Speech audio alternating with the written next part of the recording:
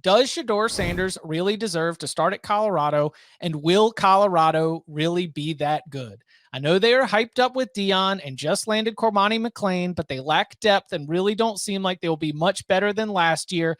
Just want to know, how is Colorado supposed to compete against the big boys next season in the Pac-12?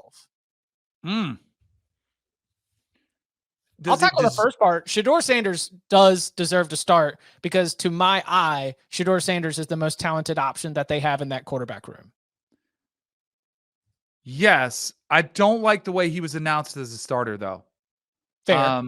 I think Deion, if you want to set a precedent of competing, which is every good team ever been, you got to compete and earn your job. And I think after he introduced him, he did try to say that. He's like, he's going to compete. But he introduced him as, this is our starting quarterback. So it's kind of hard to go back on that. Why I think guys have left. I'd be like, Dad, chill. Right. Exactly. But then he would have said, Dad, stop talking about number 2 that way. He's not like he's cut from the same cloth, right? He's ready for it. But he's a 4-star, which is probably the best quarterback they've had there in a while. I'm just going to go out on a limb and guess. He produced and put up really good numbers when he was at Jackson State, and I get that the competition wasn't there.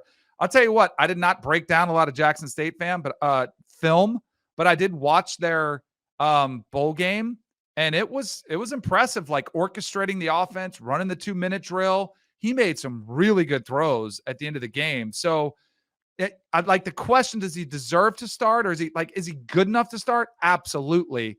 Like, deserve to me is an interesting question, because I think he should start as the first stringer and keep his job, which really doesn't matter who you are. I mean, at every place I've ever been, like, you had to earn your keep.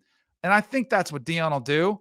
But yeah, like, I don't think it's nepotism. I don't think it's like he handed, he's not going to hand the reins to, he didn't even admit it. He's like, one of my boys isn't good enough, so he's not here. Like, in his press conference, I think he's like, yeah, we got Shedeur here. He's like, the other one, he's not good enough, so he stayed behind. Like, he's not going to just put him out there if he can't play. I do think they were only a 1-win team last year. So the part about they don't seem like they will be much better than last year, I disagree with that. I think they will be much better. The problem is how you can very, very quickly go from 1 win, one of the worst Power 5 teams in the entire country, to being competitive against the Pac-12. But where does that show up in the win count against a schedule that includes at TCU, Nebraska, and Colorado State in the non-con, and against a schedule in conference play, 9-game conference schedule that has at Oregon, USC at home, at UCLA, at Utah, and Oregon State at home. This is a schedule where I believe that they will be much better, capital M, much better, but they might still be a 4-8, 5-17. Which is right around where their win total, which opened at 3.5, is up to 4.5, was pegged. What about this, though? Like, one of the biggest turnarounds. I'll say, if you want to see, let me try to go back, because that was his first year. So Lance Leipold took over Kansas, and one of the worst, I would say, before there was Colorado this year, there was Kansas a year, but when Lance Leipold took it over, an even way worse situation. He took over after spring football. Like, it was late in the game, and it took him 2 years to see that turnaround really come to fruition. What was it, 2 wins the first year, and then this past season they go bowling? Like, that's a realistic expectation for Deion. What I think is going to be interesting is, because he gets so much attention and so much conversation.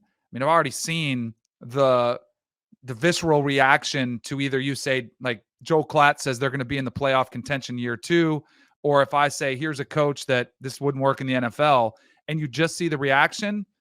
If they're 3 wins this year, which is better, and you could see progress, it was a waste of money. Like, what are you doing with Deion?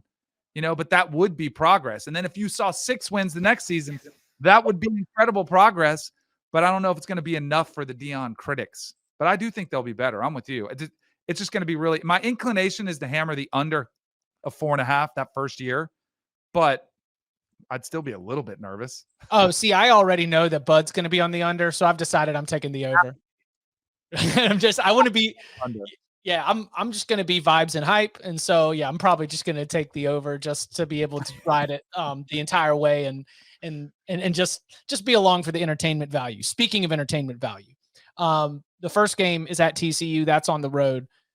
The second game of the season is the very first home game, and that is going to be against the Nebraska Cornhuskers. This is, of course, a renewal of a rivalry that's been going on for a very long time. Nebraska will be in year one with Matt Rule. Matt Rule has been making some references to his coaching style and how it compares to other coaching styles. Matt Rule says, I'm not going to be the type of coach with a camera crew following me. If you come to Nebraska, you're not going to have cameras all around. That's just not the way we do things. To which I go to the microwave, I put in my popcorn, and I get very, very excited because it is January 25th, and Deion Sanders and Matt Rule already have the seedlings of smack talk heading into a massive home opener for Coach Prime and the Buffs on September 9th. Give me Colorado in the points. Let's go. Run, Ralphie, run. Let's go. Is he still running or did they retire him? He's still running, right? He still runs. And the thing that he and Deion have in common is they both got 8 toes. Is that true? Yeah. Well, that's because Deion had to have his removed, right? Yeah. He had some issue. He was talking to the trainer of Ralphie, and he was saying, he was like, man, I'm really nervous. You know, he's 800 pounds, you know, like this is making me feel really uncomfortable. And he said that he said Ralphie runs out first. Oh, good. So Ralphie's not running behind me. And he was getting more details about Ralphie, and Ralphie's trainer says, you know, he's got 8 toes. And Deion's like, how about that? Ralphie and I have something in common. I've got 8 toes too. He's going to be great.